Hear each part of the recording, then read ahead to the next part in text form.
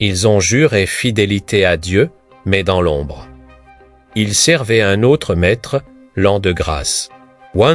Louis XIV n'a que 16 ans lorsqu'il pénètre dans la cathédrale de Reims, mais ce qu'il attend derrière ses murs. Gothique dépasse de loin une simple cérémonie religieuse. Dans quelques heures, un homme ordinaire deviendra roi. Par la grâce d'un rituel si troublant que l'Église elle-même préfère et enterre certains aspects, au cœur de cette transformation mystique, la Sainte Ampoule. Cette fiole contenant une huile zebidi descendue du ciel par l'intermédiaire d'une colombe divine. Mais derrière cette légende d'or se cache une vérité bien plus sombre. Car ce liquide précieux, cette huile divine, porte en elle les traces d'une alchimie royale que le clergé complissa soigneusement. Dissimule et pendant des siècles, et si les rois de France ne recevaient pas le pouvoir de Dieu, mais d'un savoir interdit, cette nuit, nous plongeons dans les arcanes d'un rituel qui mêle foi chrétienne et pratique occulte, où la couronne se nourrit c'est autant de prières que d'incantations.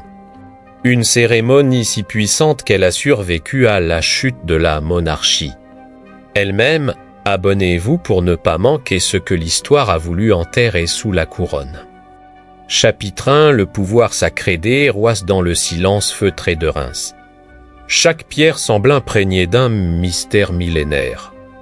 C'est ici, depuis Clovis au XXe siècle, que se déroule l'un des rituels les plus énigmatiques d'Europe, l'onction royale. Le futur roi arrive au petit matin.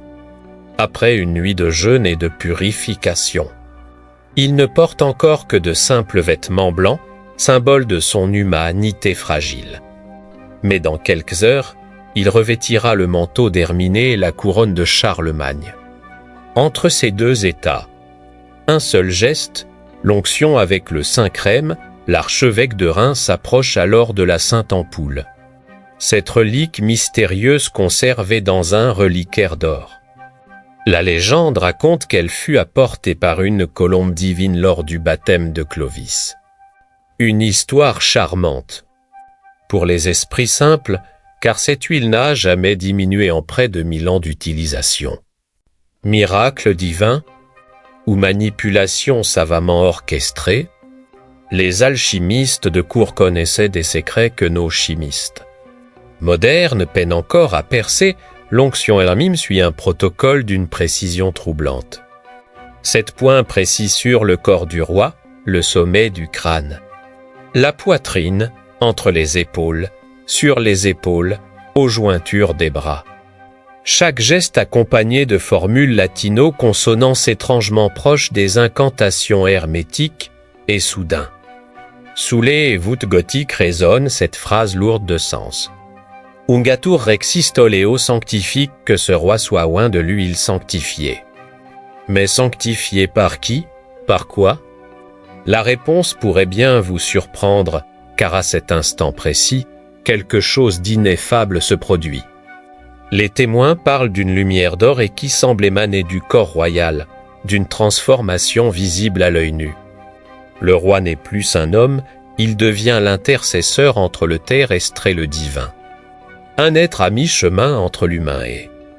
Autre chose, cette métamorphose n'est pas que symbolique. Elle s'accompagne de pouvoir réel, celui de guérir les écrouelles d'un simple toucher, de bénir les foules d'un regard, de commander aux éléments par la seule force de sa volonté royale. Des légendes, les archives regorgent de témoignages troublants, mais le plus fascinant reste cette persistance du rituel à travers les siècles. Même les rois les plus sceptiques, les plus cartésiens, n'ont jamais osé s'en passer. Comme si quelque chose d'essentiel, de vital, se transmettait lors de cette cérémonie mystérieuse.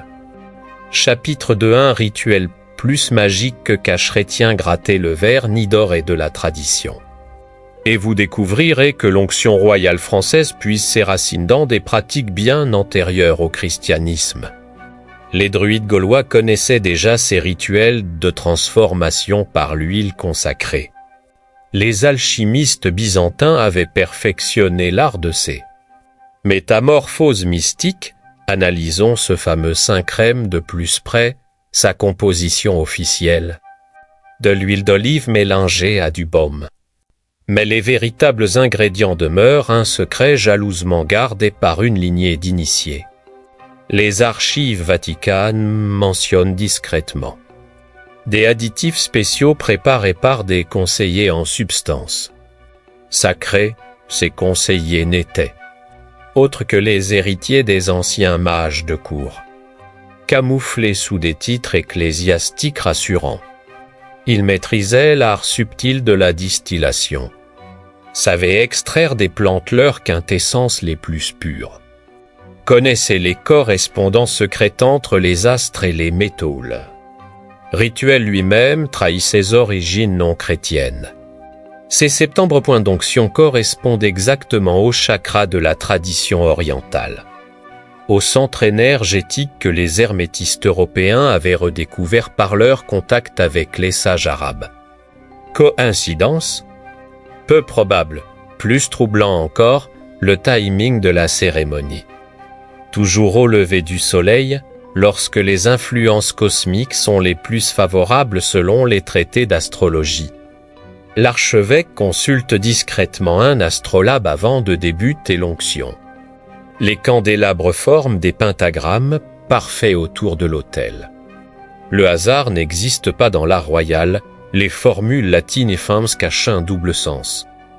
Christus Dominus peut se lire comme une invocation au Christ, ou comme un appel au Christo, cette substance philosophale que les alchimistes cherchaient à créer dans leurs fourneaux. Le langage hermétique se glisse partout dans ce rituel et signe purement chrétien, et que dire de cette étrange tolérance du clergé envers ces pratiques borderline. Les prélats les plus orthodoxes fermaient les yeux, voire participaient activement à ces mystères. Car ils y trouvaient leur compte. Un roi auréolé de magie divine était un roi incontestable. Et donc une église incontestée, les astrologues de cour. Officiellement bannis par l'église, ressurgissaient mystérieusement lors de chaque sacre. Nostradamus lui-même fut consulté pour le sacre d'Henri II, ses conseillers ésotériques apportaient leur grimoire, leur talisman, leur connaissance des correspondances secrètes entre les noms. Les nombrés, les destins, le résultat. Un rituel hybride, où la croix côtoie le caducée d'Hermès, où les psaumes alternent avec des invocations aux anges planétaires. Une alchimie parfaite entre foi populaire et science cachée, orchestrée par un clergé complice qui savait que la vraie religion des puissants n'avait jamais été celle du peuple. Chapitre 3. La foi comme décor, le pouvoir comme but. Observons maintenant la mise en scène de cette comédie sacrée. Car c'est bien de théâtre qu'il s'agit. Un spectacle soigneusement orchestré pour éblouir les masses et légitimer l'absolutisme royal, la foi chrétienne. Un simple décor, certes somptueux, mais un décor quand même. Le véritable enjeu se joue ailleurs, transformer un homme mortel en figure quasi divine. Intouchable par essence et incontestable par nature. L'onction ne fait pas que sacrer un roi. Elle fabrique un mythe vivant. Regardez l'effet psychologique sur les témoins. Les grands du royaume, pourtant rompus aux intrigues de cour, sortent de la cérémonie littéralement transfigurés. Ils ont vu un miracle, ou du moins ce qu'on leur a fait croire être un miracle. Leur scepticisme naturel s'évanouit face à cette mise en scène grandiose, plus fort encore, l'effet sur le roi lui-même. Ces souverains, souvent cultivés et rationnels, succombent à leur propre mythologie. Ils finissent par croire dur comme fer à leur nature semi-divine. Louis XIV n'a-t-il pas sincèrement pensé incarner le soleil sur terre? Cette conviction n'est pas née du hasard, mais de l'efficacité redoutable du rituel d'onction, le peuple. Tenu à distance respectueuse, ne voit que les effets, un roi qui guérit d'un toucher, qui commande aux éléments, qui semble défier les lois naturelles. Peu importe les trucages, les complices, les préparations secrètes. L'illusion fonctionne parfaitement, cette sacralisation dépasse largement le cadre religieux traditionnel. Elle puise dans des archétypes universels, le roi prêtre, le souverain cosmique, l'homme-dieu. Des figures que l'on retrouve dans toutes les civilisations, de l'Égypte pharaonique aux empires d'Extrême-Orient. La France n'a fait qu'adapter ces modèles éternels à sa propre culture, mais le plus génial dans ce système, sa capacité à se perpétuer au-delà même de la monarchie. Car le mythe de l'onction a survécu à la guillotine. Il continue d'habiter l'inconscient collectif français. Cette nostalgie secrète d'un pouvoir transcendant. Cette attente mystique d'un leader providentiel, Napoléon l'avait bien compris. Lui qui s'est fait sacrer empereur par le pape. De Gaulle aussi, avec sa conception quique de la France éternelle. Même nos présidents républicains reprennent inconsciemment les codes de cette royauté sacrée, l'isolement, la verticalité. Cette distance calculée qui transforme l'homme en symbole, l'onction royale n'était donc pas qu'une cérémonie d'un autre temps. C'était un manuel de manipulation psychologique d'une efficacité redoutable. Un mode d'emploi pour transformer le pouvoir temporel en autorité spirituelle. Une leçon que nos dirigeants modernes n'ont jamais oubliée, même s'ils préfèrent ne pas l'avouer. Chapitre 4 Les secrets des la Sainte Ampoule-May, creusons encore plus profond dans ce mystère. Car la Sainte Ampoule elle-même recèle des secrets que l'histoire officielle préfère taire, première anomalie troublante. Cette huile qui ne s'épuise jamais. Utilisée lors de dizaines de sacres pendant plus de 1000 ans, elle semble défier les lois les plus élémentaires de la physique. Miracle divin, ou maîtrise d'un art secret que nos ancêtres connaissaient mieux que nous, les alchimistes médiévaux avaient développé des techniques de régénération, des substances que nous peinons encore à comprendre. Ils savaient comment nourrir certaines préparations pour qu'elles se renouvellent d'elles-mêmes. Le secret de la Sainte Ampoule réside et pâte dans cette science oubliée, plus intrigant encore. Les témoignages sur les effets de cette onction. Les chroniqueurs parlent de transformation visible, de modification de l'aura royale, de pouvoir réel conféré par ce rituel. Simple Suggestion Collective. Ou cette huile qu'a-t-elle vraiment des substances aux propriétés extraordinaires? Les archives secrètes du Vatican mentionnent des ingrédients spéciaux ajoutés au Saint-Crème français. Des substances venues d'Orient, rapportées par les Templiers ou les Croisés. Des poudres mystérieuses au nom codé, l'arme d'Hermès, sang du dragon, quintessence solaire. Autant d'appellations hermétiques qui désignaient des composés aux propriétés psychoactives ou énergétiques, car oui, cette onction était aussi une forme de dopage spirituel. Elle modifiait réellement la perception du roi Ouin, sa présence, son charisme. Les substances absorbées par la peau agissaient sur son système nerveux, amplifiaient ses capacités naturelles, lui donnaient cette aura particulière que tous les témoins décrivaient, l'Église le savait. Elle fermait les yeux car le résultat était spectaculaire, un roi vraiment transformé, vraiment convaincu de sa mission divine, vraiment capable d'incarner la transcendance aux yeux de son peuple. La fin justifiait largement les moyens, même les plus peu orthodoxes, mais le plus fascinant dans cette histoire. La destruction de la Sainte Ampoule pendant la Révolution n'était qu'une mise en scène. Des fidèles avaient préservé l'essentiel, la recette, les proportions, les gestes rituels. Ils attendaient le retour de la monarchie pour ressusciter cette alchimie royale, et effectivement. Lors du sacre de Charles X en 1825, une nouvelle Sainte Ampoule est apparue, prétendument reconstituée à partir de fragments sauvés. Coïncidence troublante, les effets décrits étaient identiques à ceux de l'ancienne. La tradition secrète s'était maintenue à travers la tourmente révolutionnaire, 7. Persistance révèle la vraie nature de ce mystère.